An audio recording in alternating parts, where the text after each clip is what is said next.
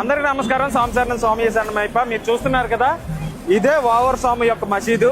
So చాలా మంది కూడా తెలియక వావర్ స్వామి మసీద్కి అయితే వెళ్తున్నారు. అయ్యప్ప స్వామి జననం త్రేతాయుగం సమయం నాటిది.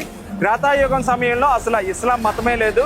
మేము కూడా 2 years బ్యాక్ వరకు తెలియక వావర్ స్వామిని అయితే దర్శించుకున్నాం. కానీ ఈ మధ్యన 2 years నుండి కూడా మన తెలుగు రాష్ట్రాల్లో రెండు తెలుగు రాష్ట్రాల్లో కూడా చాలా మంది వరకు అవేర్నెస్ అయితే వస్తుంది.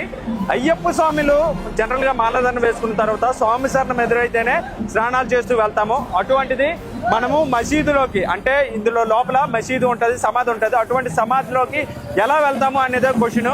చాలా మందికి అయ్యప్ప స్వామికి 5 జన్నాలు ఉన్నాయి అంటారు. కులత్తపలై, అలాగే అచ్చినకోవులి, పందల రాజ్యం, ఇర్మేల్ ధర్మశాస్త్ర, శబరిమల ధర్మశాస్త్ర, ఈ 5 జన్మలు ఉంటాయి. అంటే అందులో ఒక జన్మలో వావర్ స్వామి మిత్రుడు అని అంటారు. ఏదేమైనా కూడా మసీదులోకి స్వామి శరణం అయితేనే ఎదురైతే మనం వెళ్ళము. అటువంటిది మసీదులోకి మనం వెళ్తాము. సో ప్రతి ఒక్కరు కూడా అవేర్నెస్ చేసుకోండి.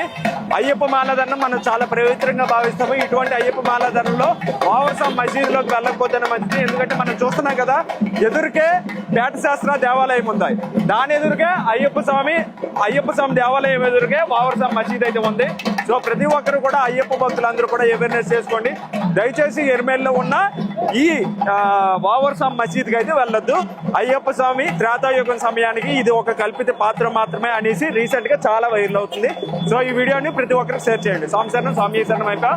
హలో సిక్కలు బై పాల్గొన ప్రశాంత్ స్వామి. స్వామి శరణం, స్వామి శరణం.